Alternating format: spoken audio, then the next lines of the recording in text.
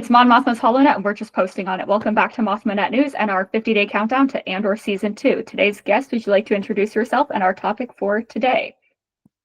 Hi, I'm Emily, otherwise known as Stardust M across the internet, and today we're going to be talking about the one and only Syril Karn. He's so interesting as a character. I love him.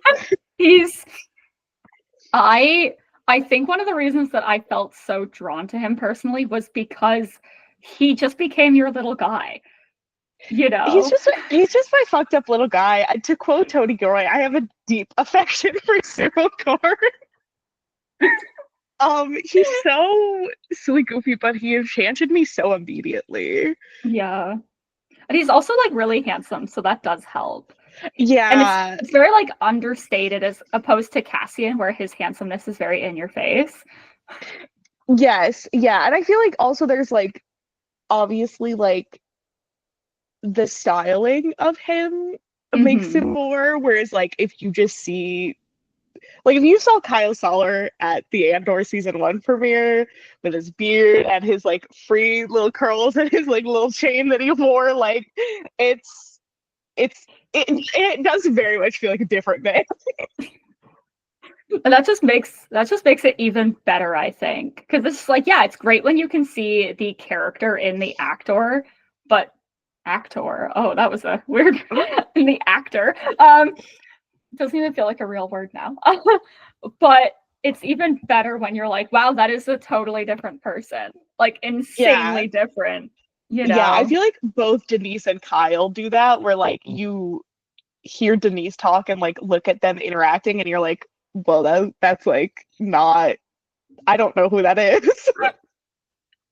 Yeah. Oh, and it's just such a delightful cast as well, I think. And he just he is a precious boy. I remember back when season 1 was coming out. I remember this because I was sat in the airport coming back from my grandparents when the cast were doing those little videos, and you had changed your profile picture to a picture of Kyle, and we were all like, "Oh my god!" And he like did that little video for you, and You made your Twitter I was like, avatar. That's my yeah, favorite thing.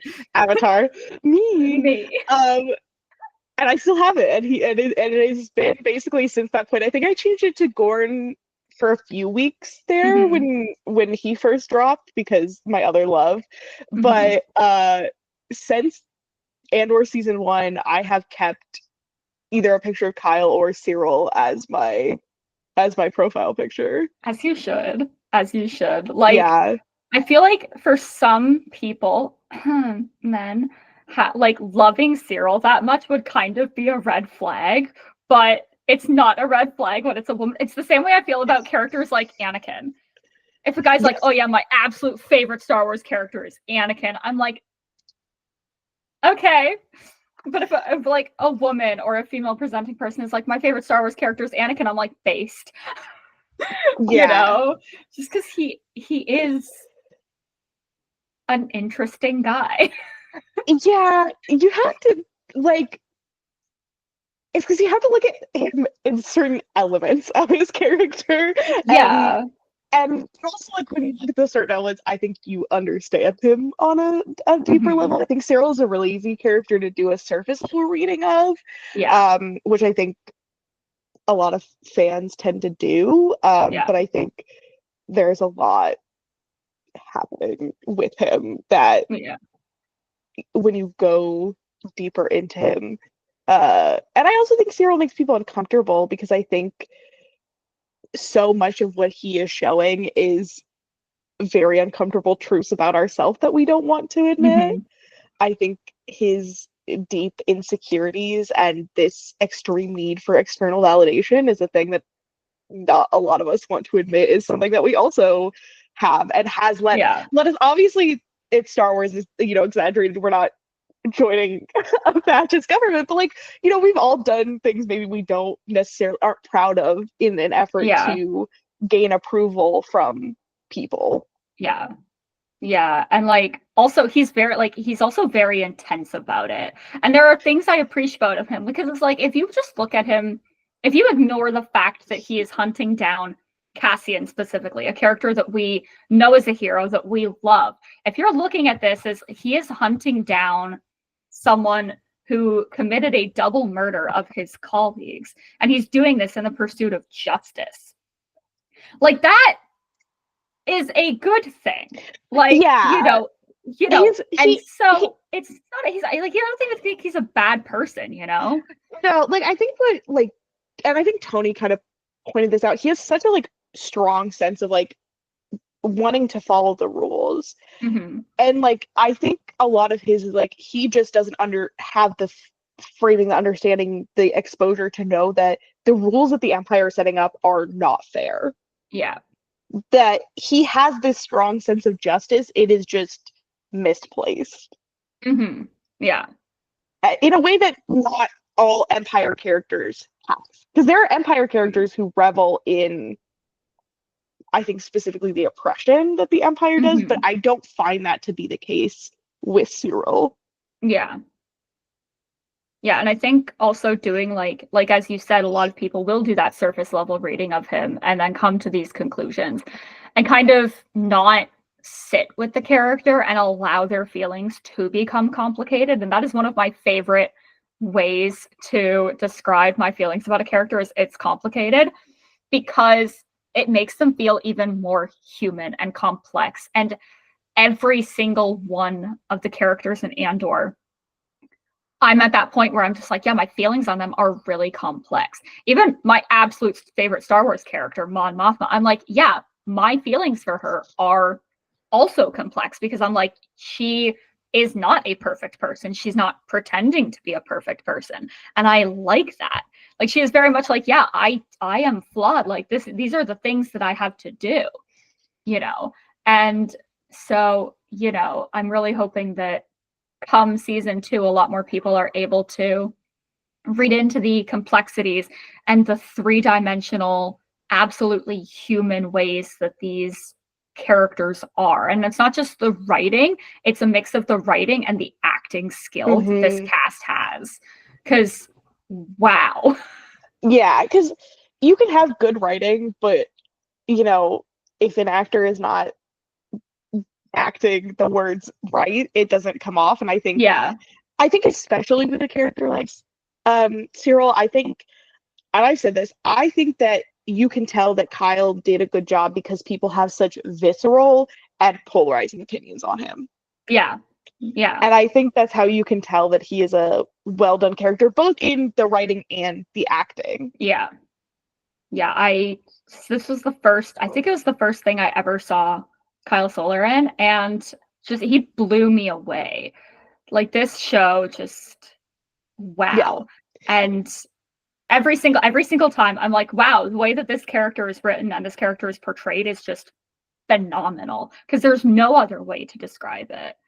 No, and he works so well with specifically with Denise and then Catherine, I think are obviously like his strongest. Where like like you see these interviews with him and Denise and they have just this such like natural easy chemistry that then they are able to like twist into that like really weird dynamic that Syril and Dedra have, which I think is so wonderful. And then like him and Catherine are just so good at that like awkward strained parent relationship. And I know that they like talked together about like the Karn family because I think they had said that they decided together that like Cyril's father like left them, which is so interesting. But like, yeah, like he not only operates very well like on his own because we do have a lot of scenes where Syril is kind of like a solitary figure, but with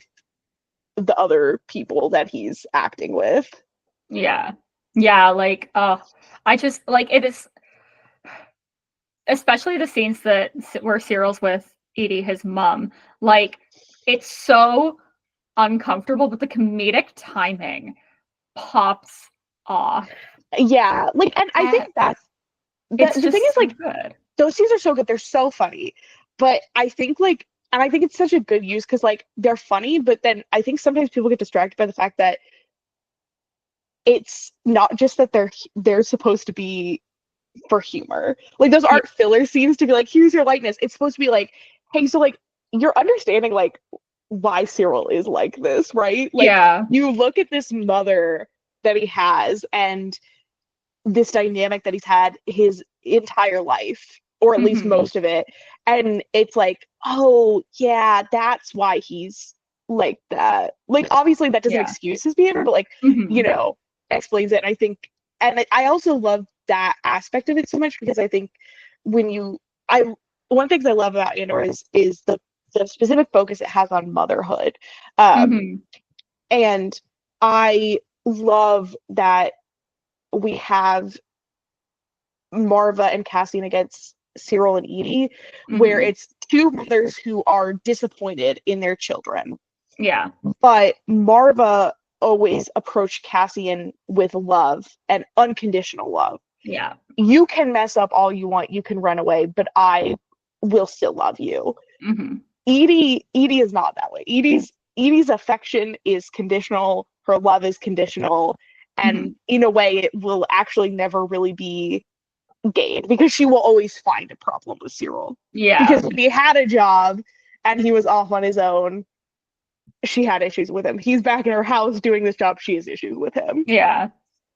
It's a Yeah. never-ending cycle. And I also I also love this season because I think it's where you see Cyril at his most relaxed in a way though. Like she is the only person where you really get the sense that like he lets himself kind of speak freely and Yeah. just kind of like be upset and angry and not present in like a very specific way because Mm-hmm. like it's his mom and you know he's so over whatever they've been doing for the past like 20 years or whatever. Yeah. Yeah. I think that, like that also ties in with how human and real they all feel, because it's just like we can all, I think, relate to not feeling like we're enough and having, like, especially for me, that was one of the reasons that I also was like, oh, he's a little bit too relatable, is that feeling of like, no matter what I do, I'm never going to be good enough for my elders, for my parents. And so it's just like, oh, that's an uncomfortable truth, as you mentioned, to confront about ourselves, right? Because it's like, oh, this fictional character also has these issues at home. And, you know, yeah, it feels very conditional. Like she's like, I picked you up off the floor, like I got you a new job. I feed you, I clothe you, I put a roof over your head. And what got me, that literally made me pause. Not the first time I watched it, because I try to just like watch it all the way through, and then on rewatches I'll pause it and I'll sit with certain things. Was when she says, "What is the return on my investment?" I'm like, that is your child. Yeah, you know. like, and even like it's like the first time we see her, like she like the first thing Edie does, her first introduction is slapping him. Is slapping her son. Like, Is girl, slapping that his is your son. like and then comforting him. Yeah. And it's so and it also like it adds to this foil that Cyril and Cassian have, where it's like once again like Cassian comes back after he's been gone, after he's whatever, and Marva like embraces him and like Mhm. is happy to see him, and we have that speech where she specifically like talks about love, and Cyril doesn't have that, and he's never had that. And in my headcanon, because Catherine and um Kyle have headcanon that Cyril's father left, in my headcanon, part of it comes from the fact that I imagine that Cyril looks a lot like his father. So not Yeah. only is there a lot, but there's this lingering feelings of hurt that she has. Yeah. Like, I personally am not a parent, but if I like went through that and I was left to raise my child, and then the child that I put all of that effort into, not just like carrying and giving birth to, but also having the entirety of having to raise this child and prepare them for the real world, only for them to look like the person that betrayed me, would feel like kind of like a betrayal in and of itself, even though it's not the kid's fault, you know? Mm-hmm. Like, you know, so again, complex, it's a very complex relationship. It's not healthy. And it's probably one of the least healthy parent-child relationships we see in Star Wars. Yeah. For part of that reason. Yeah, and that's why I appreciate so much that they did it. I think to have, I feel like, obviously Star Wars is so much about parenthood and mentorship, but I think it is so interesting once in a while to get that where it's like, yeah, and sometimes people just have like fucking shitty parents. Yeah. And like, but then that also, like, obviously that contributes hugely to Cyril's, like, I think both Cyrils want so much to be accepted, and then also inability to actually make regular connections with people. Yeah.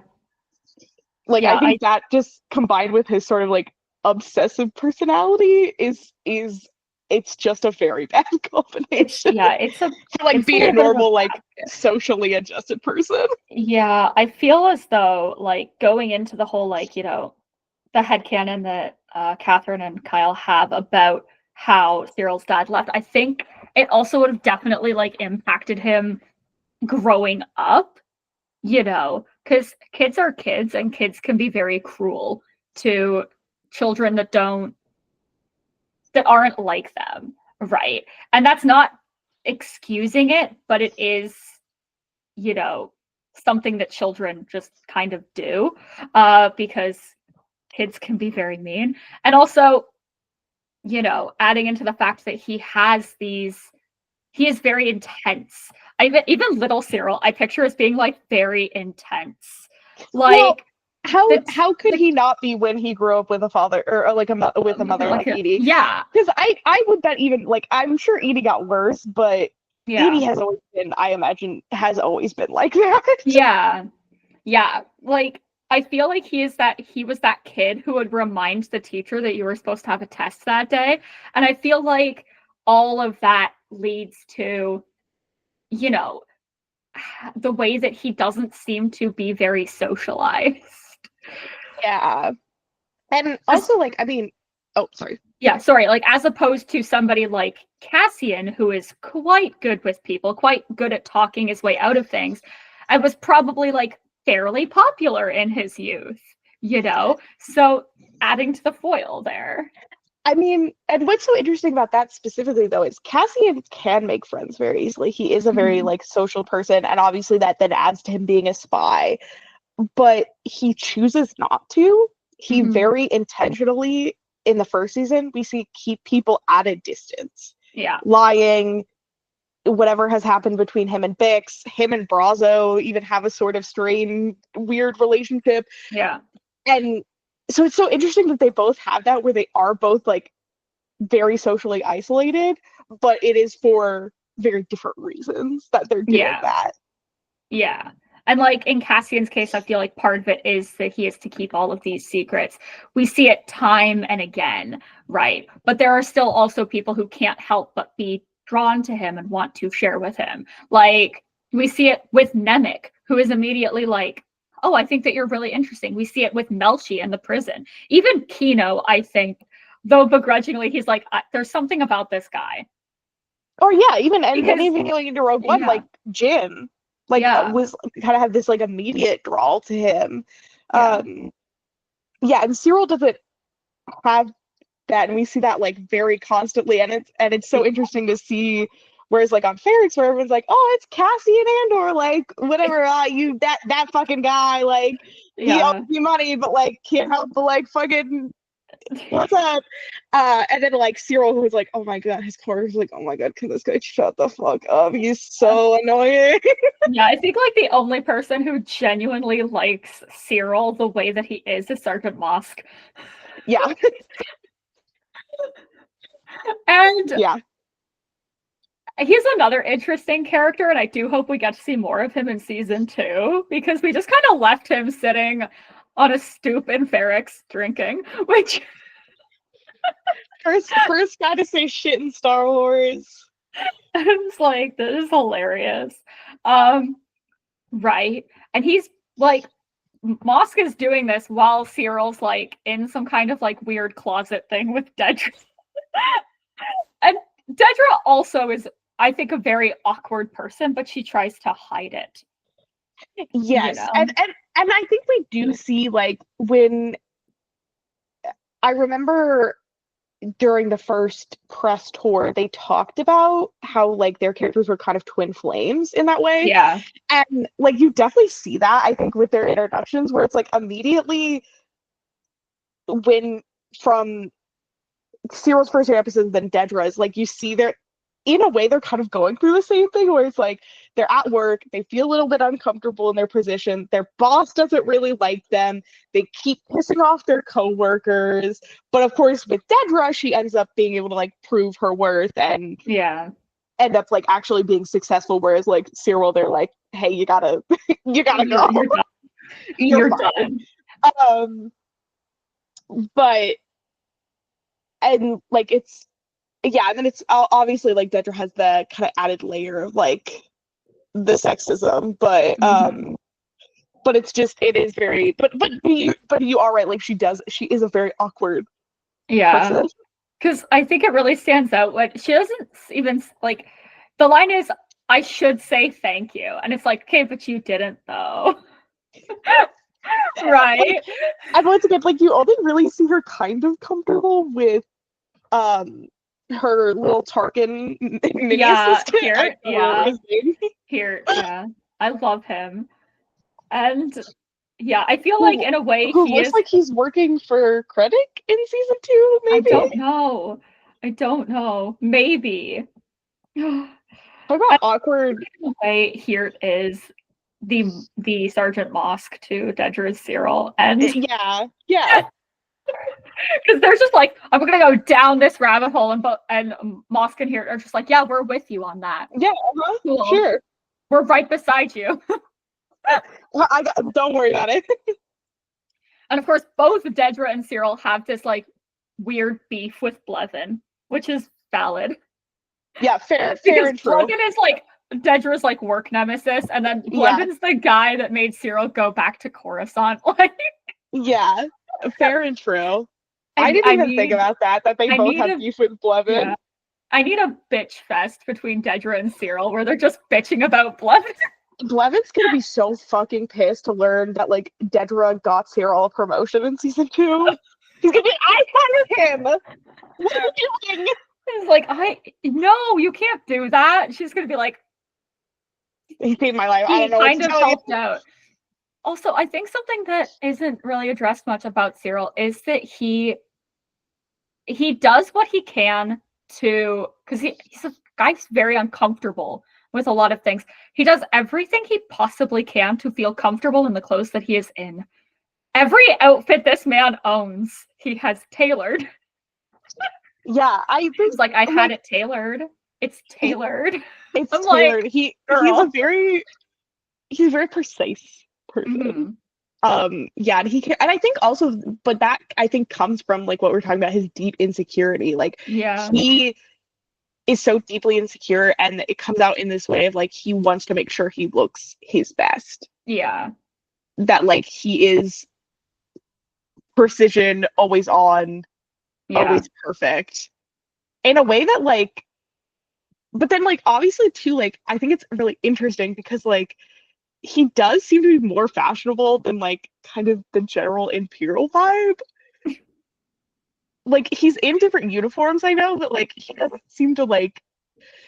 It is interesting because like I don't know, maybe this is reaching, but I think you could kind of make the argument that like he tailors his clothes because he does not feel comfortable in the apparel that he's wearing, which is Mhm. telling of maybe he does not feel comfortable in the Empire. Yeah, that could also be it. Because, I don't want to necessarily agree with Edie, but I don't think police work is the right thing for, like, is the No, right career path for Syril. It doesn't seem to suit him very much. no, because you know what is? It's being a rebel. It's being a rebel. It's not fucking being in the Like, Empire. it's, yeah, and, um, oh my gosh. Because I know Beth and I talked a lot about, like, every character, like, having their own little rebellion, right?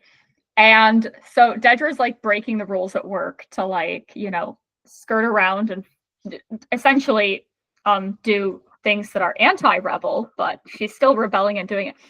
And, like, you know, the tailoring for Syril is a big one because people notice it. They're like, wait a minute, you did something to that, like, uniform of yours. And he's like, oh, I had it tailored. You're not supposed to do that. No. You know, like, and so I'm like, you know what? Based because you look really good and it fits you really well. But I've also been in that position where, I've been really like either it's been like a job that I hated where I was like, I don't feel comfortable in this uniform and it impacted the way that I did the job. Or like when I was in cadets and I meticulously, like, the number one thing I liked doing was working on my uniform, like polishing my boots, ironing my pants, all of that stuff. And I was like, oh, I am mistaking a good uniform and good uniform standards for having a personality and confronting my own insecurities, which I didn't realize until I was in my last year of cadets, which was very interesting for me. That's also something that could possibly be said about Syril Karn. Yeah, I was like, yeah, it's a little bit too relatable sometimes. I'm like, oh no. Yeah, unfortunately, Syril Karn is one of the most like he's just like me for real characters out there, and like I I have to be careful about the audiences that I say that with because people who don't know me would be like, "Hey, what the fuck?" But like, I'm like, no, no, let me explain. He's just so anxious. And Yeah, yeah, yeah. like, I'm sorry, like when he was standing outside that door and he was like trying to like hype himself to go in and talk, I was like, unfortunately, I have to stand. It's too relatable. It's almost uncomfortable. And I'm like, And it was so funny. Well, and it was so like because I was truly the only person. I feel like me and Julia were like truly like two of the only people who were like, yeah, Kyle. Before the show came out, like no one cared. And Julia and I were making up a million theories about who he could play. And so like I was already kind of pre-attached to him. And then like yeah, when he was talking about it, and he's like he's obsessed with Cassian Andor. I'm like, oh, so me. same. He's obsessed So with just like Cassian Andor. The fandom, like, same. The so just like Fandor. me for real. The Fandor, yeah. Yeah, I was gonna say all you people judging Syril Karn so harshly, while you have an Andor countdown in your bio. Who do you think invented the Andor countdown, babes? It's Syril Karn. Unfortunately, I have to stand. You don't like Syril Karn, but you're excited for Andor. You're just like him for real. We're like, we need to see Cassian again. It's just like, okay, Syril. Okay. And Cyril's always saying that. He's like, oh, Cassian again. I'm like, I'm also very excited to see Dedra again. It's like, okay, Syril, Okay, so calm down. I think Dedra's hot. And Okay, Syril. who else thinks that? Interesting. And you don't like him? Interesting. Interesting. Yeah, I think going into that is that, again, with the discomfort and how he is too relatable. It's relatable in a way that it's oftentimes the things we don't necessarily like about ourselves or like having been told to us. Because it's just like all of these things about Syril, like, I'm in that picture. I don't like being called out on that, but it's correct. Don't at me, bro. Yeah, like once again, like I said, like I think it is uncomfortable for people to see someone wanting validation that bad because we've all had a time in our life where we've maybe done that, and you're like, oh, that's not nice to look at, and like, and I think that's how you make a really effective. I'm gonna call him an antagonist. I don't think Syril is a villain, and I'm sure maybe you will let me get into my Syril defection spiel, but. What was my train of thought? Sorry. But I think how you make a good antagonist is you make it so the traits, like you said, the traits that we clearly don't like about ourselves are reflected in them. Yeah. Because to make a really good antagonist, I think they have to be relatable. Mm-hmm. Yes, it is fun to watch someone like Krennic, who I don't really find relatable in any way and is just kind of like this like super over the top evil guy. That's fun to watch. But it's also compelling and interesting to watch someone where you're like, oh, that's like, I do that sometimes. Yeah, it's like, oh no. Oh, I had this conversation with my mother. Oh, I've had this interaction with my coworkers.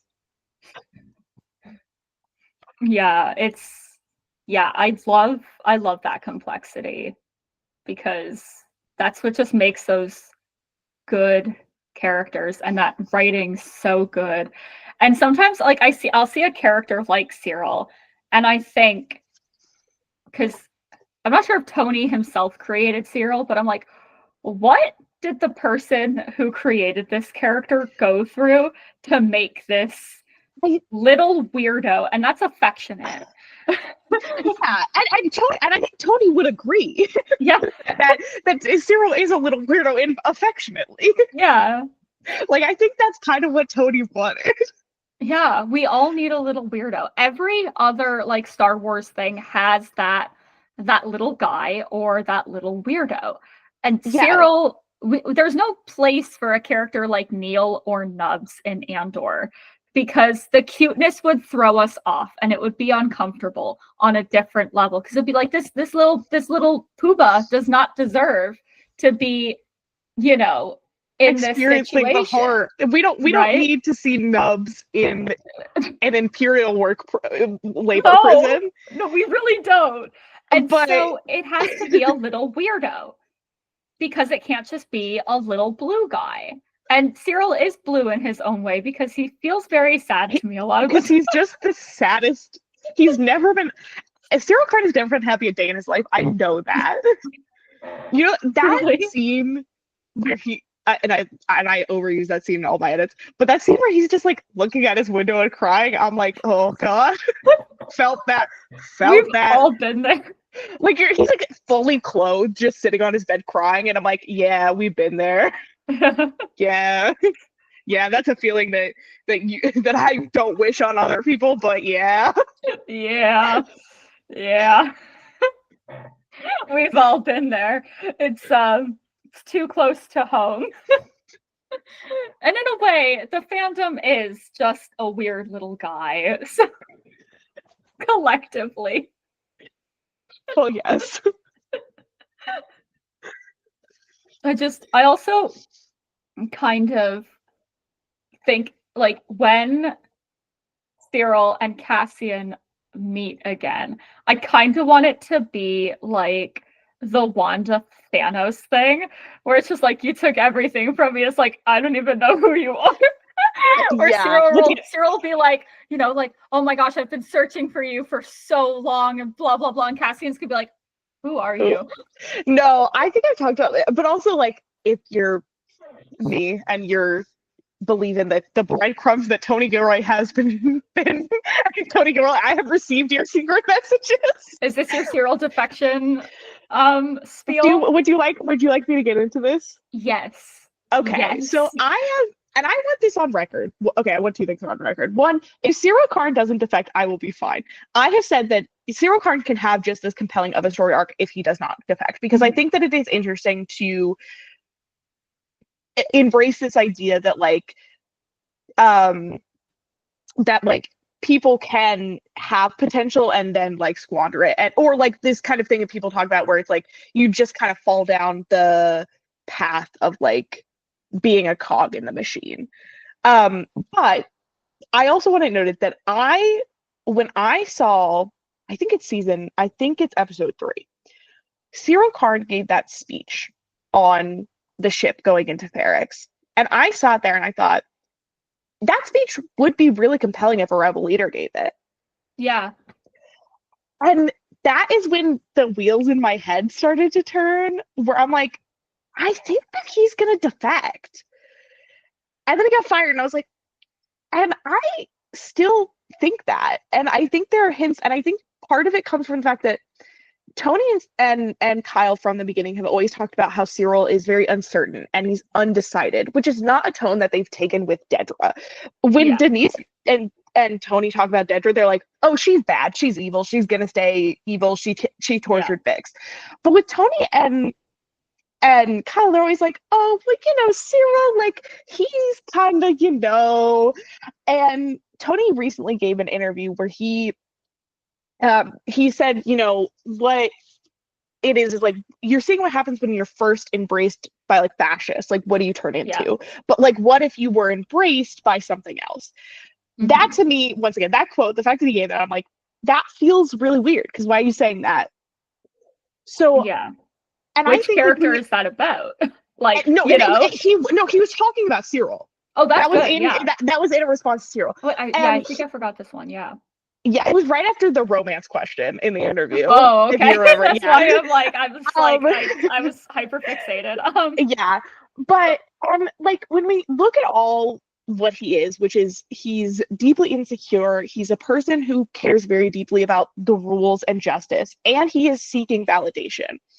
If he realizes that the Empire will never provide the justice that they say, because they're lying, because they're fascist and their goal is to oppress and not to actually give the fairness that Syril Karn does actually seem to believe in. He's hunting Cassian not for the same reason that, like, yes, he believes that he's a threat, but like it comes out of this, like, I have actually, like, whatever, he murdered 2 people. Yeah. Which, like, whatever, I don't give a fuck about the 2 people Cassian murdered. Like, whatever. But I understand, like, but like from Cyril's point of view, and if the rebellion is like, no, we think that you could do good with us and we will like validate you, like, I don't understand like why people find it so hard to believe that he wouldn't immediately fall into that. Yeah. And I think it's worth noting that this obsession with Cassian, it goes beyond a obsession with the rebels. It is very specifically Cassian Andor. And so I think all of this is like, I just think that like he is a character that is primed to tip over. I also think that Tony Gilroy likes Imperial defectors. He doesn't need to say that for you to know that, because he structures so many of these stories around Imperial defectors. Rogue One is, at its core, relies on 2 men defecting. It relies on Galen Erso defecting, and it relies on Bodhi defecting. Yeah. He had 2 Imperial defectors on the Eldani High Squad. Yeah. And if you're telling the story about how rebellions are formed and how rebellions operate, in Star Wars, Imperial defectors are essential to the operation of the Empire. Yeah. Having people leave with the knowledge of what the Empire does, like, you see that, like, I think Gorn and Terramin are a really good example of this. Gorn is able to feed them insider information because he's a double agent, and Terramin is able to shape them into being like soldiers because he knows how the Empire operates. Yeah. Same thing, like Lonnie is like feeding Luthen information. Yeah. So essentially, like, even Lonnie would count as technically that, like, a defector type of character. Yes. You know? Yes. He has a very small role. That's why I often forget him, because he doesn't have, but he is still, like, he's important. And we don't have that in going into season 2 currently. Yeah. Also important to note is that in season 2, we will have 2 villains. Yeah. What then is Syril Karn really telling us if he stays with the Empire? Because we already know if his fate is that you'll just get crushed under the Empire, Krennic shows us that. Krennic is a man who lets his ego, who is an unrepentant Imperial to the end, who gets destroyed by the very thing that he helped the Empire create, and he is destroyed like he is nothing. Because to the Empire, he is just another cog in the machine. Yeah, exactly. So, and also Tarkin's a bitch, so that too. So to me, it just seems weird that we're like not overloading, but like, and there's a bunch of background Imperial characters still. So to me, it just seems like, why make Syril a villain when you already have those 2? Why continue to emphasize Syril's undecidedness? Also, like, from the season 2 trailer and some of the featurettes, it's really interesting where we're seeing him. He is obviously on planet of the Gorman Massacre. He doesn't look like you can see them. He looks surprised. Yeah. He looks shocked.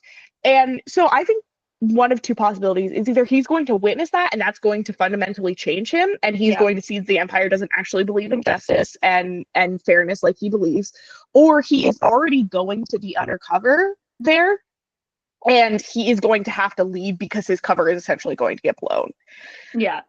I also think there's one scene where Cassian is like talking to somebody and it kind of looks, you can't see the person, but it looks like him.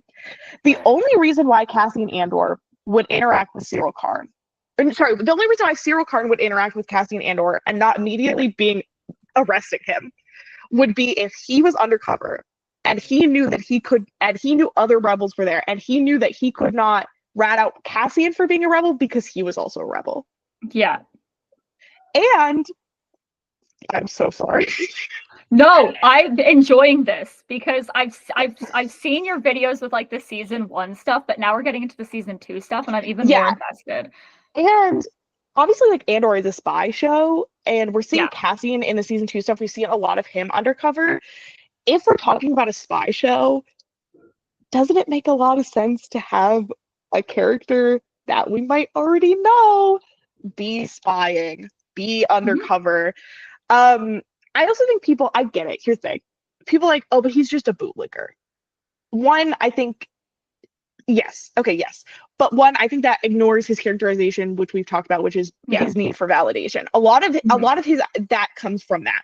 2, so is Callus. Yeah. I simply, like, every time people are like, no, to me, it doesn't feel so impossible because I look at characters, I'm like, yeah, but like, I could just go back to Callus because he is one of the most well-written defectors that we have. Yeah. Where I'm just like, you look at Callus in the first 2 seasons, if you said he's gonna defect, like, half the people would be like, what are you talking about? Like, that was insane? Me. But it only took one moment for him to flip. And and so Syril just kind of, and I think Syril is even not as deep into it as Callus. Truly. Oh, I mean, Callus had already participated in a genocide, so and he was much higher, and he's much higher up in the system. He's even higher, I think, than Dedra is. I think so. Yeah. So, and once again, and I think too is people are like, oh, I just don't want to see another fascist redeemed. My hot take on that is, one, then I don't know if Star Wars is for you. Because they're always going to do that. I guarantee you, if Syril Karn doesn't defect in this season, if he remains an Imperial, which entirely possible, I trust Tony with that story. There's gonna be other ones. Yeah. Because there has to be, and there will be.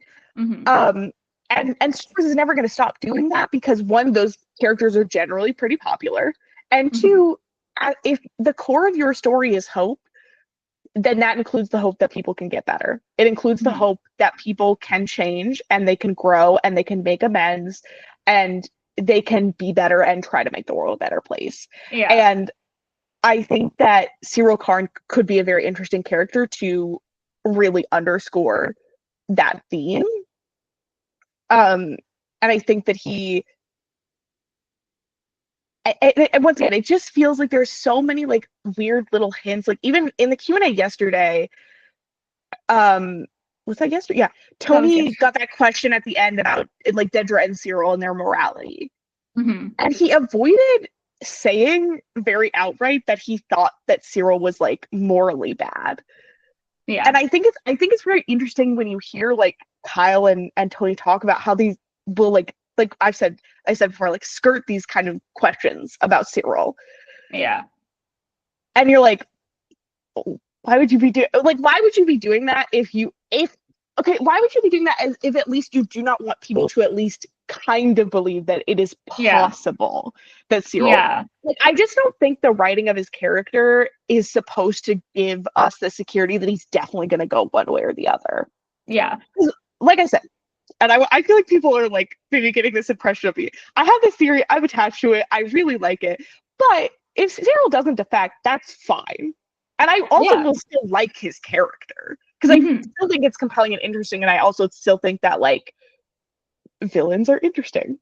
Yeah, people love Dedra. Dedra's not going to defect. Yeah, but she will still be very cool. Yeah, in her girl boss evilry. Yeah, I'm like, because I feel like a lot of people also like misunderstand the, like, as you pointed out, how crucial Imperial defectors are to the rebellion. You know, you have the well-known ones. You have the ones from Andor, right? We've got Gorn, Karaman, even Lonnie. We have Callus, who is, again, like if you had, I was literally told by my partner, he was just like, oh, you're going to be real surprised by Callus's arc. And I'm like, the guy is interesting, but he's a piece of shit. And by the end of it, I was like, I love this guy. Yeah. I really love how, and like right after I saw the honorable ones, I was like, oh, I get it. Because he had that moment of, so the Ghost crew knew that they could have been captured coming to rescue him, but they still put their lives on the line for him because they care about him. My side had all of the resources, no risk whatsoever, and they left me to die, right? And even this is going to be unpopular, but, you know, Mon Mothma herself was part of the Imperial Senate. Her leaving the Senate was an act of defection. Well, yes, she was a rebel at her core the whole time, but she was still surrounded by the Empire, working within the Empire. We have to remember, in the beginning, her and Bail were not, or at least she wasn't like actively giving money to the rebellion as she was, or communicating with other rebel leaders in the beginning. Yeah, she was making plans and stuff, but a lot of her first workings were just, I'm trying to work within the system. Yeah, and I think, and like you said with Callus, I think that's another thing that's very important for Syril, is you see this, like, Callus realizes how lonely he is. That's the same thing with Syril. And when Syril, like, if Syril realizes that the Empire is never going to give him the kind of camaraderie, friendship, family, love that he desires, like Callus, like,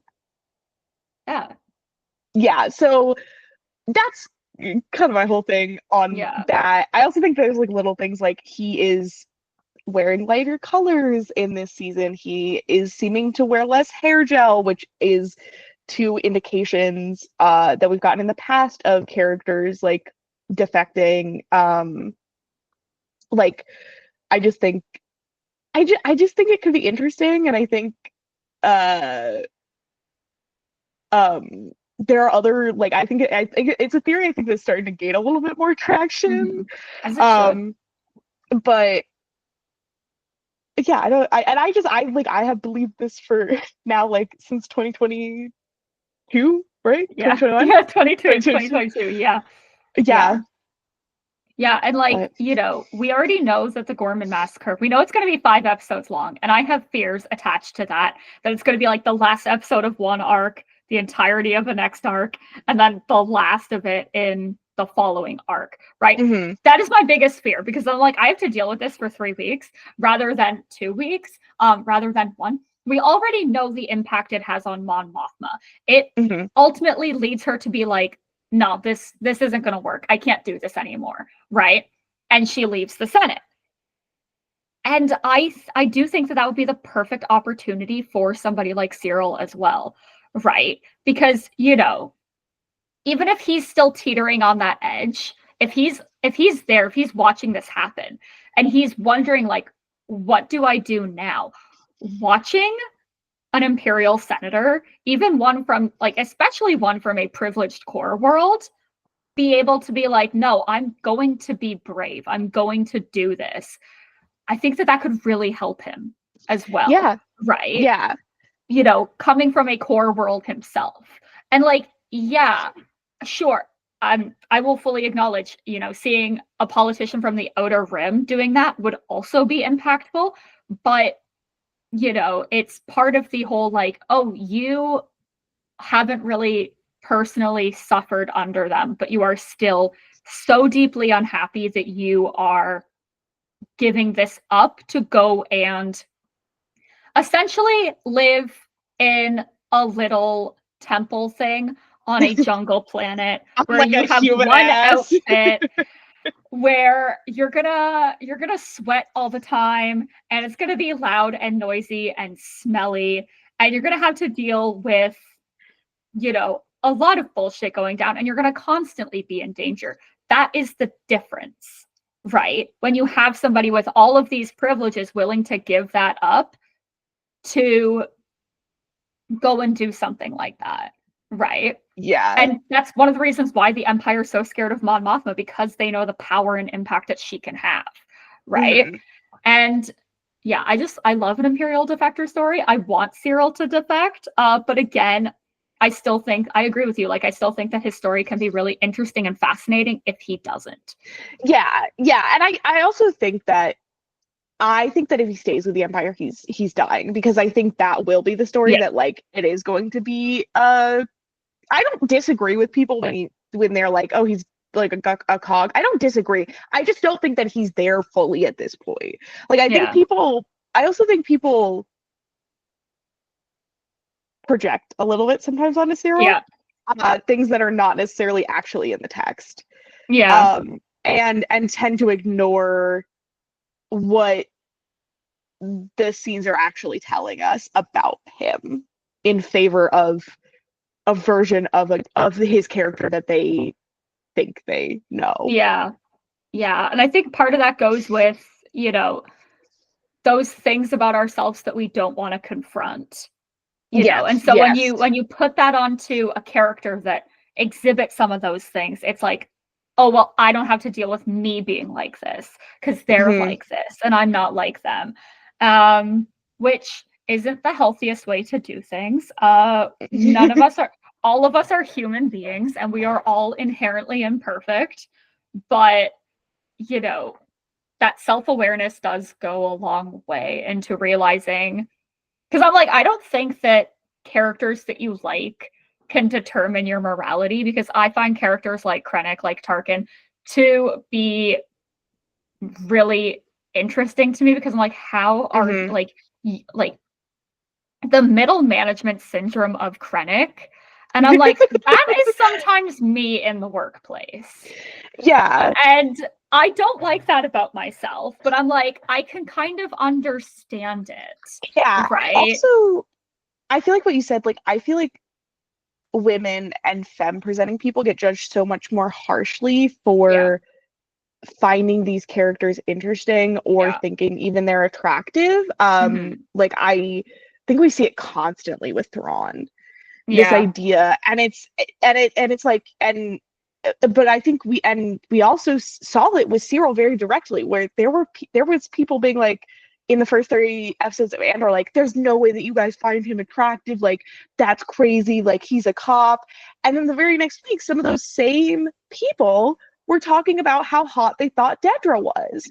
And it's like, hey, so what the, like, that's, like, do you not see how that is a clear double standard? And, like, it, like, just goes back, like, I think like you said, like the morality of a person is not determined by the characters that they like. Yeah. And I also don't think that the morality of a person is determined by whether or not they relate to people that are villains or antagonists. Yeah. Because like you said, go on. oh no, like you said, like the best, like we said, the best kind of villains and antagonists are ones that reflect parts of ourselves that we don't like. Yeah. Yeah. And sometimes even that we do like. Yeah. Right. And like personally, my favorite DC character, like the DC comics, my favorite character is Poison Ivy, because I'm like, yeah, like I do give a fuck about the environment, but I'm like, maybe eco-fascism isn't necessarily the right way to go about. So it also makes me question my own beliefs, right? Which I also love when characters and stories get to do. And like, yeah, it was really insane to watch people go from, you only like him because he's hot, he's evil, he's bad. And it's just like, yeah, okay. I'm like, I think Tarkin is a very fascinating character. It doesn't mean I'm going to go around blowing up planets. Right? Like, I just think he's a very interesting character in the way that he's been able to be seen in other stories post A New Hope, where, you know, because he was only in that one movie, right? Mm-hmm. And also, I like Peter Cushing as an actor, right? I like Count Dooku, and I like Christopher Lee as an actor, and I'm like, that doesn't make me a bad person. It just means that I'm like, do I like this character? Yes. Would I want to know them in real life? Hell no. No. And in the same way that, like, and I feel like in the same way, like, we don't judge men as much for those same things. Like, there are men who are obsessed with Darth Vader. Yeah. And specifically, like, the violence that he does, and they think that's very cool.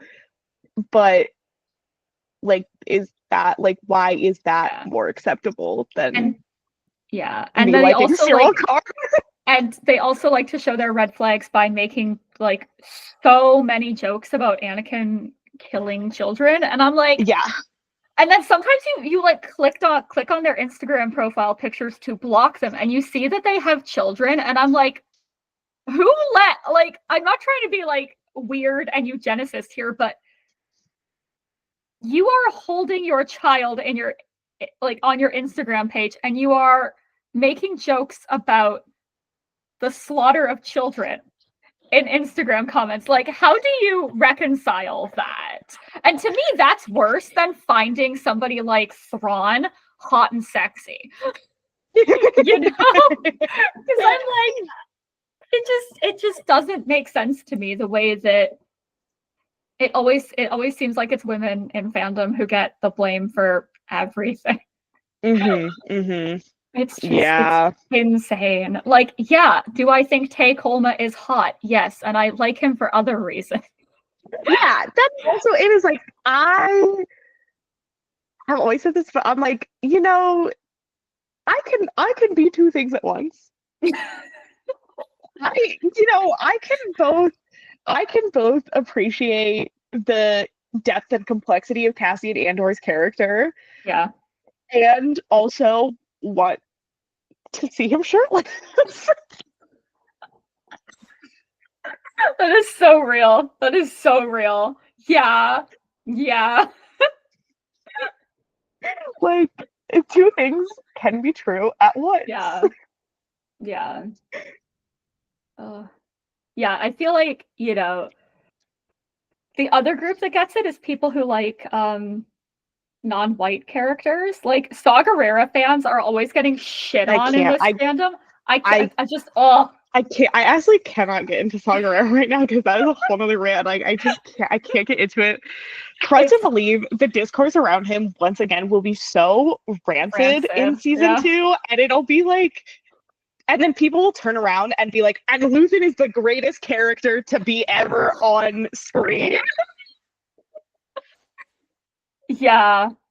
Yeah, they're gonna condemn Saw, and then they're gonna turn around and be like, Luthen's the greatest. And I'm like, Luthen's just white. Yeah, I'm not prepared for that.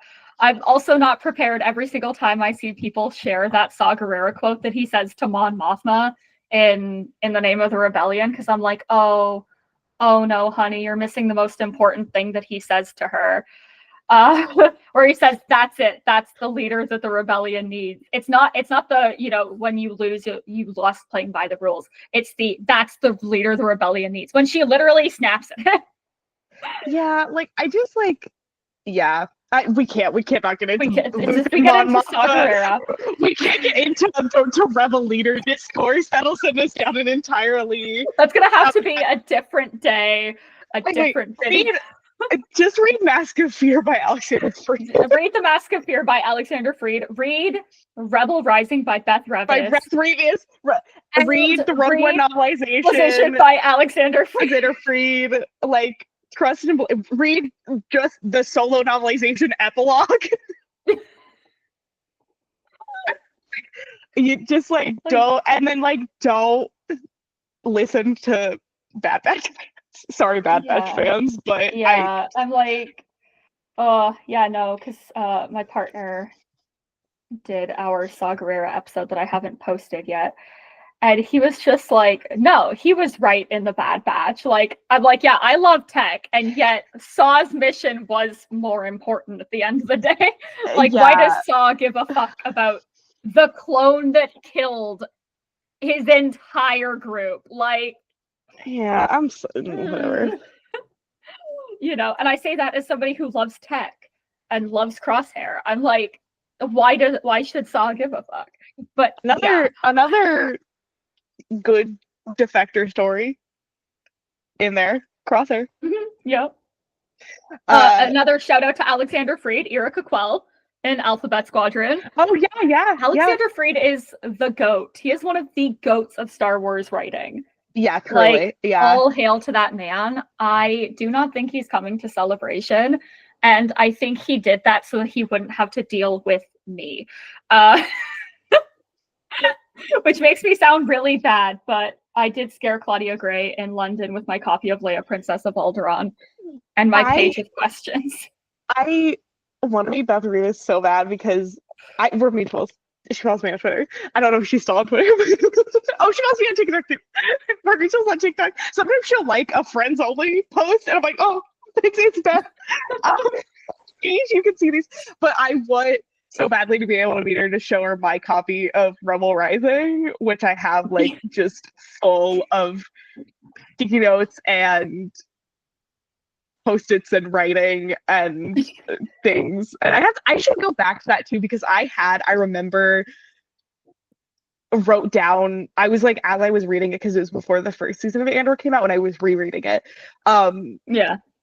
About like this could come back in Andor, and I feel like I need to go back before season 2 to see what, if anything, happened into what could potentially still happen.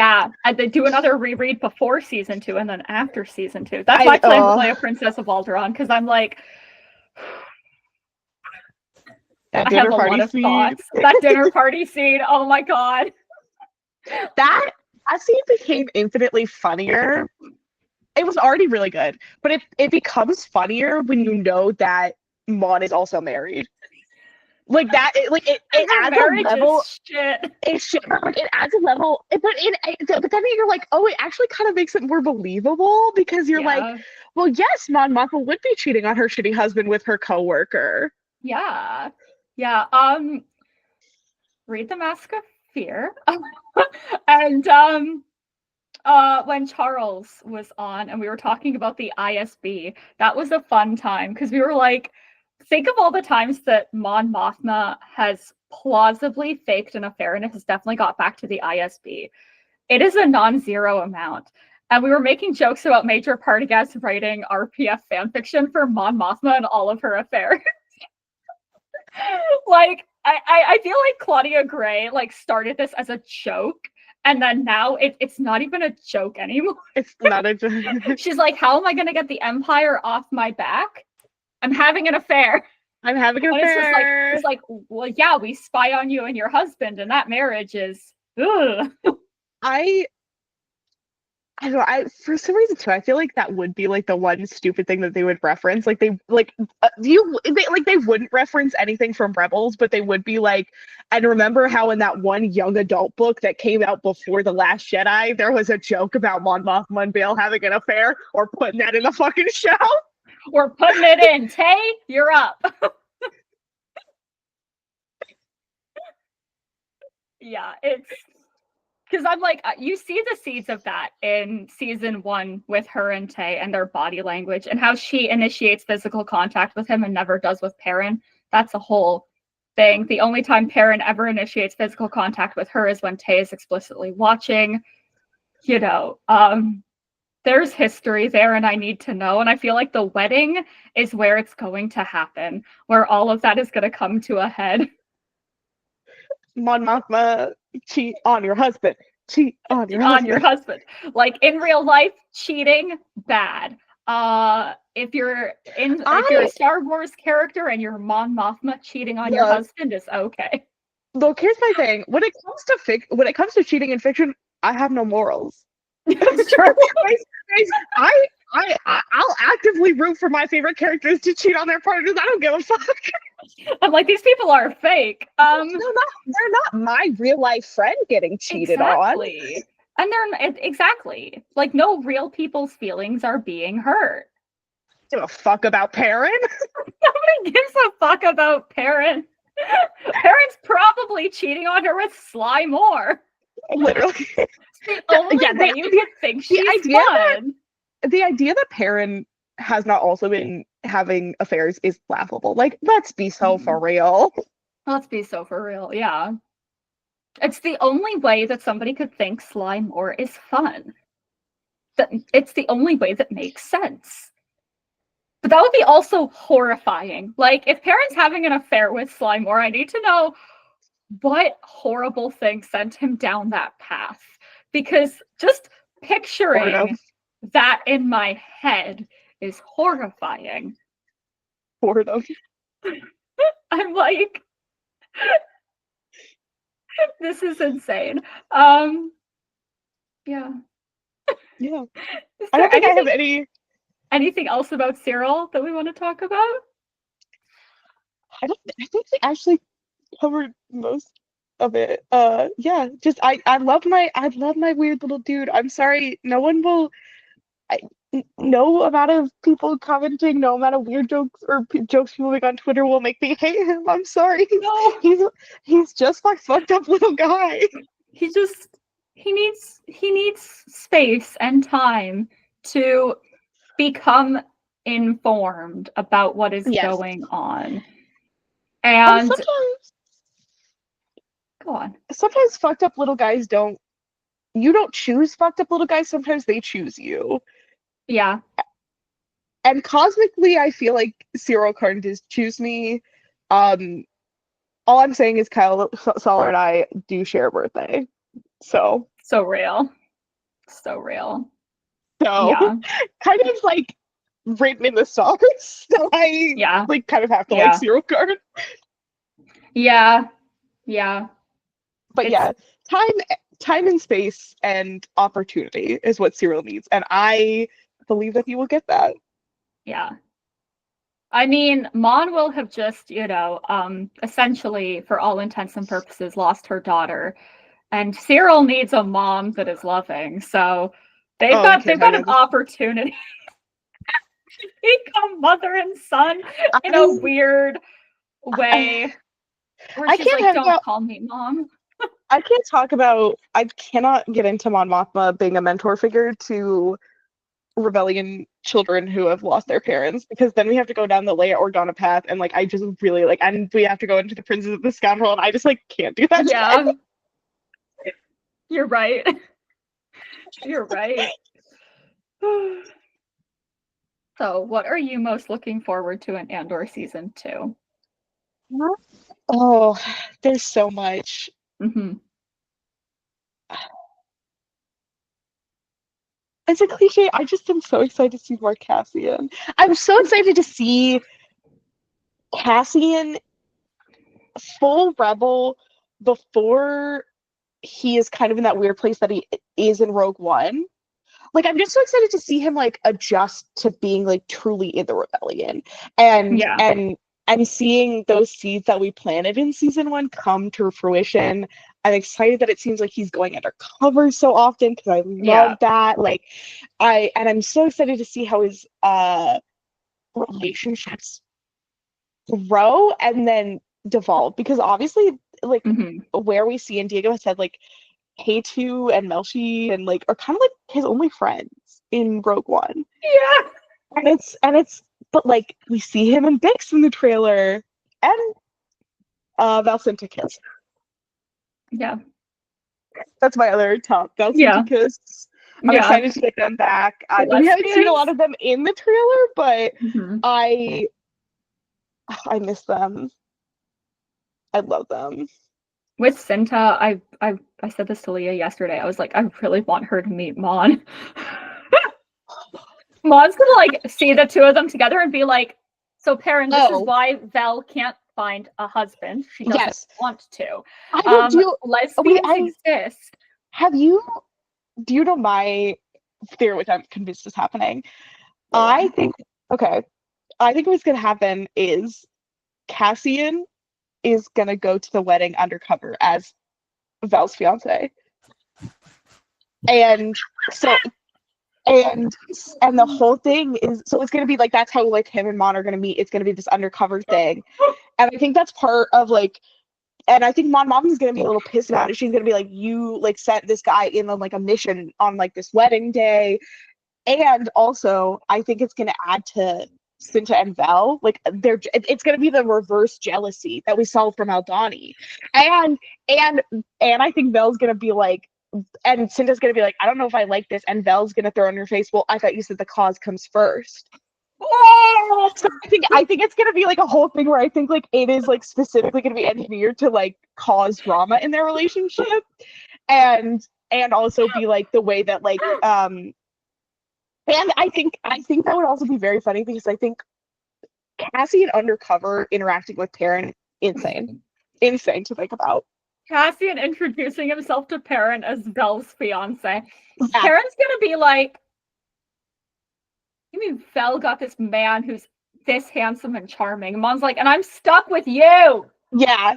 So that's my theory. That's also what I'm excited to see in season 2, is I want to see undercover fake fiancés, Val and Cassian, and Cinta just brooding in the background, being pissed off, but being like, whatever, I guess this is what we have to do. Her just like shooting daggers at Cassian with her eyes, and he's like, she's going to kill me. Literally like the campfire scene from Aldani, where where Val like comes and stands between him, like that.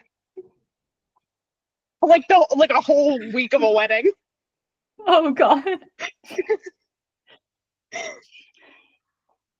And Mon's gonna have to deal with it because Perrin's gonna be drunk the whole time.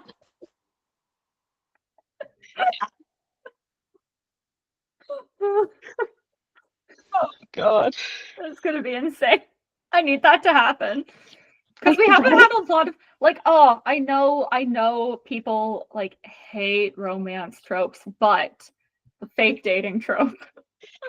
But it's also not fake dating where they fall in love. It's fake dating where one of you is gay and one of you is either in a relationship or has just gotten out of a relationship. What if your fake fiance was gay and her girlfriend was staring at you from across this wedding dance floor, shooting daggers at you, and you know she has a dagger in her pocket? And the guy who tried to arrest you is undercover at the same wedding. Mom's gonna be like, why did Lita's wedding turn into rebel activity? Why are Chandrillans no longer allowed to get married under the Empire? Because any local custom, festivity, or tradition that is a cover for rebel activity will no longer be tolerated by the Empire. Suddenly, we have a crisis on Chandrilla. Everyone, you have to enter your Ho era, or we'll all die out. Yeah, I also am genuinely interested to see how everything works out with Lita and Perrin, because obviously from what we have gotten of Mon Mothma in the rebellion and a little bit post-rebellion, there's not a lot of mention of either of them. And I really think the only way that they can truly kind of write out is like, I think Perrin needs to die. Yeah. Because I think that's also kind of a thing where like it'll basically like gain sympathy with people and be like, oh well, her poor husband died and she's a rebel. But because I think like people are like, oh, what if she frames Perrin for like being a rebel? Which I could see, but if he's just in prison, she has to get him out, which I don't think she wants to do. So I think it's like a thing where like he's gonna die and it'll be like a specific like thing, a tactic that the rebellion then uses to be like the Empire killed her husband. Yeah. Look at her, she's crying. Draven's like, cry for the fucking propaganda. Cry. Fake tears in her eyes. They do it. He's like, it's not working. She's smiling too much. Throws water at her. Like she's like, get the tear stick. Get the tear stick. Oh my god, no. Because if he gets just arrested and he's still alive, imagine being Draven, who in the Rogue One novel is way overprotective of Mon to an insane degree. Also, just having to go and rescue this husband that she doesn't like. He'd be like, I'll kill you myself.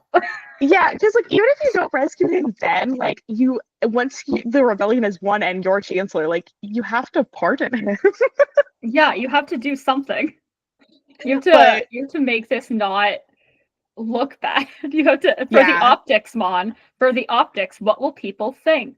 You know. So but I am very curious to see how that works out with all of them. Yeah.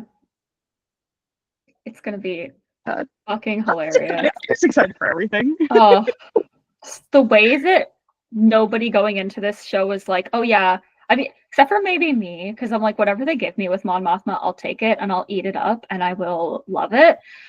But the amount of people that were just like, wow, I was here for like, you know, spy shit and all of this like cool Cassian stuff. I wasn't expecting to be so invested in whatever's going on in Mon Mothma's home life. I'm like, yeah. Yeah. I mean, I was here for that. I was here for all of it, but like I am even more here for everything that they give us, every new character, I will just eat it up. Yeah. I'm like, because every new character is an opportunity to learn something about our pre-existing characters. Yep. And also, you know, ultimate sadness time, because it's like, hey, they might die. Mm-hmm. And it's like, oh, thank you. Who is your favorite original Andor character? I feel like we already know. But yeah. I mean, I guess it's Syril. I also do want to know, I also love, like I said, I love Val and Cinta so much. I think they're both very interesting. I think Val is another super interesting character. Yeah. And like very complex and compelling. I also love Gorn. Gorn, my favorite like glove shadow at this point, is like somebody tried to be like, he's not a glove shadow. I'm like, name one person besides me who still thinks about Gorn. Yeah. That's me with Terramin, because I'm like everybody remembers Nemik, Val, Cinta, and Skeen. It's Gorn and Terramin that are the glove shadows of the Aldani heist. And my beloved Gorn. I love him. Gorn, I still think about you and your local girl every single day. I thought you were the local girl. Yes, but also in my fan cast, it is Olivia Cook. Is so Gorn's real. Local girl. So real. Oh, yeah. Olivia Cook is gorgeous. Yeah. Yeah. With her Allison Hightower red hair. I would also be pissed at the Empire if they took away that gorgeous woman from me. Yeah. But so those are probably my top. Well, and of course, he's a little bit further, but my little droid B2, my little anxious. Once again, he falls into the same like droid category to me as Dio. Yeah. something's a little wrong with them, but like I just need to protect them. Like They're trying their best. Yeah, they're so sweet, and the world is so mean. Yeah, because like I'm sorry, Captain Tigo, why the fuck did you kick B over? And they showed us that clip yesterday in the Q&A, and even Tony was like, "Yeah, kicking him Fucked over up. like that." And I was like, I know. Sometimes motherfucker, this is that was this crazy. That's like one of the worst. Well, because that's the whole thing with Star Wars is like how you can kind of easily assess that a Star Wars character is morality is like how they treat droids. yeah. And so obviously like Cassian is very caring to his droids, and Mm-hmm. Brazo, that is actually the son he gave birth to. Me too. um, Yeah, B2, Brasso Brazo 2. too. Figured it out. Yeah.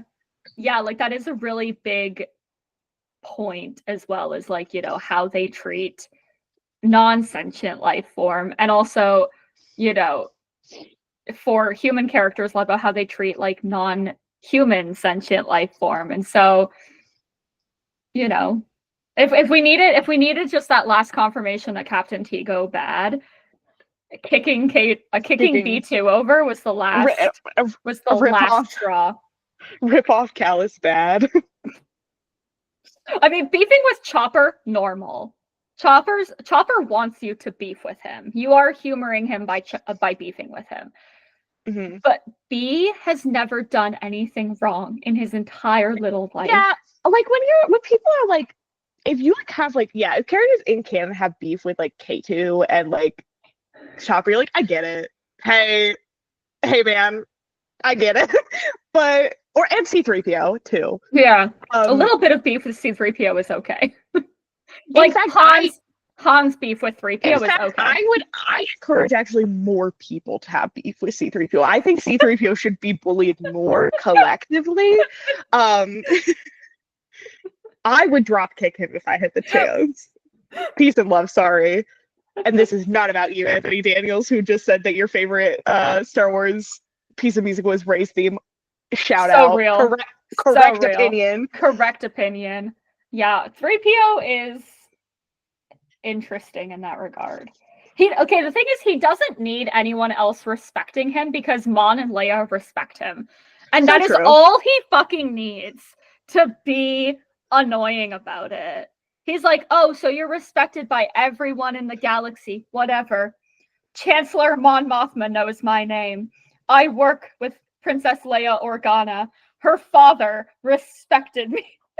And it's like, we get it, 3PO. And Mon's like, maybe we get it. I will forget your name in the future. Poe Dameron's in his like memory being like, how the fuck can I erase this? Like, how do I make him forget that Mon Mothma remembered him that one time? Babu Frick, like, hey. The fuck is going on? Who is your least favorite Andor original character? It just in the sense that like I hate them. Like not bad writing or anything. Yeah. I feel like there's not very many Karen. Yeah, I don't think any characters are badly written. That's why I wanted to clarify that, because I think you can hate a character because you hate their writing, or you can hate a character because they're specifically. And yes, I know Perrin, you're supposed to hate him, but fucking God, I hate him. Yeah. Tim is also pretty high up on there. Actually, Tim might beat out Perrin. Yeah. For me. It's been tough picking between those two for a lot of people. Because Mask of Fear kind of at least gave me where I was like, okay, like I get it a little bit more. Yeah. Tim, I'm just like, hey, fuck you. Bix, if you're gonna cry over a man that's better than Tim. Yeah. I still can't get over the fact that Tony Gilroy called Cassian Bix's Rochi ex-boyfriend at his rochiest. God. I was like, fuck, Tony. He's right, but it's so funny. He's right. It was, oh my God, that Q&A was an insane time. It was a lot. It was also where people like me probably realize not everyone has seen the trailer 73 trillion times. Yes. Not everyone has the trailer memorized, and I don't know. Is that like maybe that is what a normal semi-casual Star Wars fan looks like? I wouldn't know. I wouldn't know either. I remember back in like what was it? I think it was like 2020. So it's like right after Mandalorian season 2 came out. I could be wrong about the year, but I was like, fine, because my partner was like, oh, I want to watch The Mandalorian. I was like, fine, I'll watch it with you. And then I was like, I'm not gonna fall headfirst back into this fandom. And I was like, fuck. A month later, I was like, damn it. Yeah. Yeah, a lot of people have been like Perrin or Tim. So that's a resounding. We've had Corv. We've had a couple other characters, but Perrin and Tim are winning for the most I'm sure. hated Andor character. Yeah, that doesn't surprise me at all. Yeah, no. Two men that you're supposed to hate. And we're like, yeah, we fucking hate them. Yeah. Yeah. Thing is, like, I could deal with Perrin becoming like more complex and all that. Don't try to do that with Tim. No. He doesn't deserve it. I don't think they will. I don't think they can. What is your favorite thing about Mon Mothma? I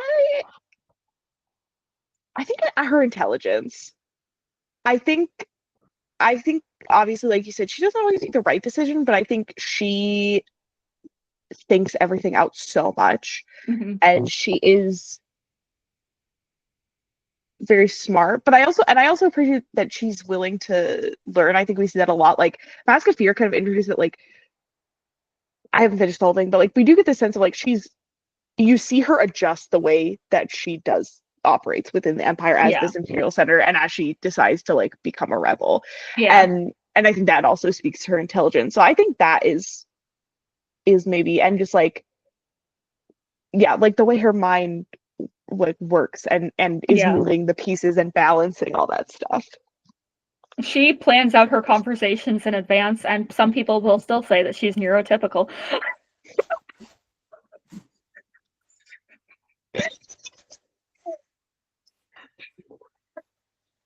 But so I think that's probably my favorite. Yeah, that's so real. Yeah. It's very important to me that people like her. I love her. But I also, sometimes I'll see people like on the internet that have like really bad takes about her. Yeah. And then I'm like, block. Or somebody gets like the slightest thing wrong about her, and I'm like, I'm reading this maliciously. Block. Or I don't know them at all, and suddenly they're like, I'm Mon Mothma's biggest fan. I'm like, oh. Sometimes I just mute them. Smart. But when they're egregiously wrong about her, I'm like, block. And then I have literally like a document on why everyone is blocked. And half of them are just like, they're annoying. Or I got bored of the conversation. And I'm like, that also doesn't feel like normal behavior on my part. But hey, that way if they're ever like, hey, why did you block me on this platform? I can be like, because you were annoying. I just looked on my document. Or you were wrong about Mon Mothma on this date, and this is what you said, and it was too egregious for me to ignore it. Yeah. Yeah. Thank you so much for joining me for this, Emily. Thank you so much for having me and allowing me to talk aggressively at you about Syril Karn's defection arc. I'm so sorry once again. It is what I wanted. When you were like, I want to talk about Syril, I was like, yes. Yeah, when you asked what, you were like, what do you want to talk about? I'm like, Ash, what do you think I'm going to talk about? Because I wasn't going to approach it like, you want to talk about Syril, because if you were like, oh, I want to talk about something else, I'd be like, oh, okay. Yeah, I guess I also could have talked about the Aldani arc, but Syril, a lot of my favorite Syril moments also happened during that arc, so. Yeah. He's just a little guy, and we love him. and we need more of him. And I'm excited to see him. I'm so excited to see him again. Where can people find you all over the internet? Is there anything you want to plug?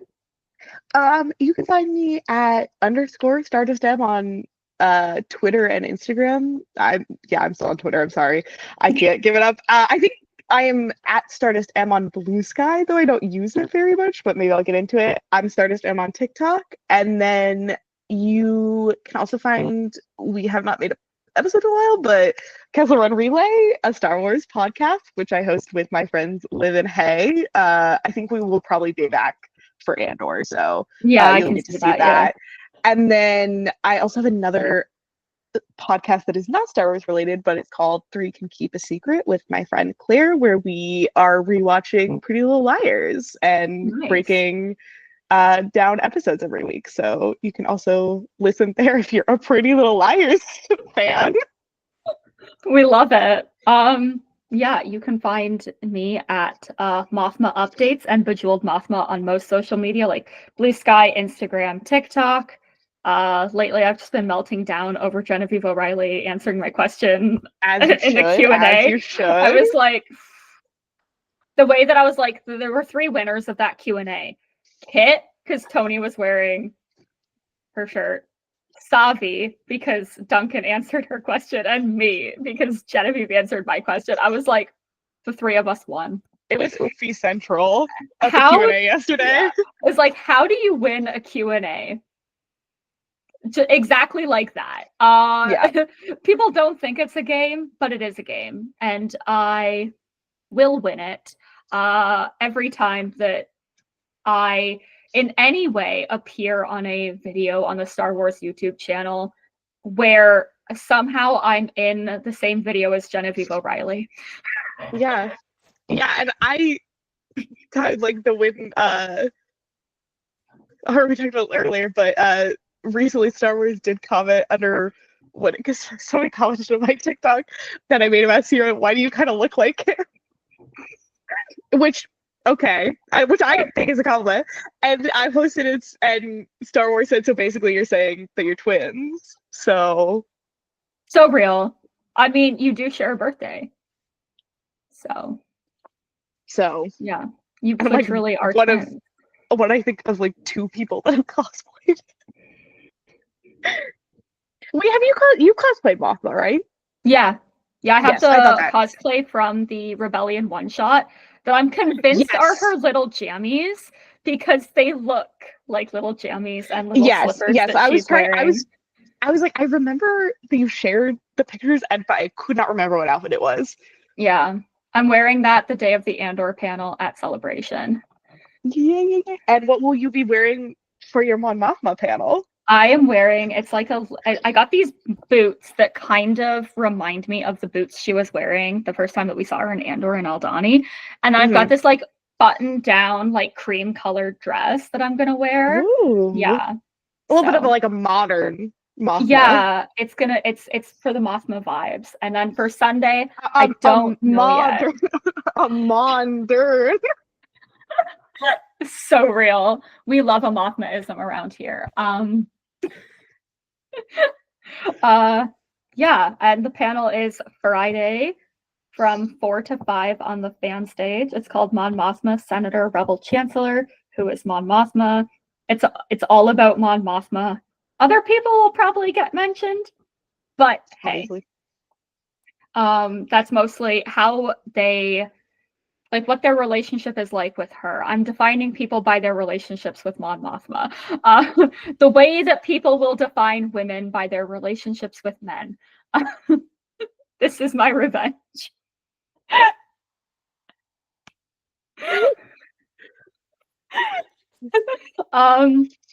Yeah, and it will also be recorded and posted on YouTube, because lots of people that I love can't come to Japan.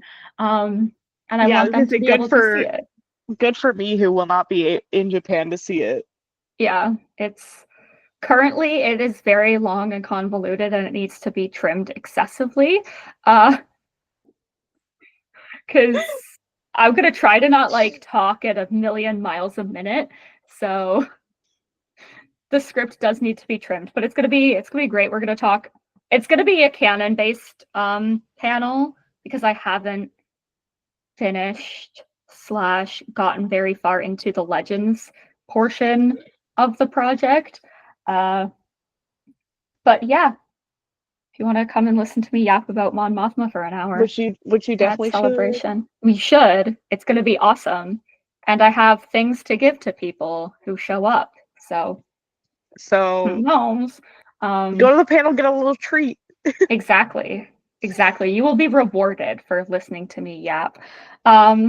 Thank you, Emily, once again, and thank you to the viewers at home, at work, on a train. Once again, I don't want to be cited in any lawsuits, so please don't watch my videos while operating a motor vehicle. Think of the optics for both me and the Chancellor. Thank you, and may the Force be with you.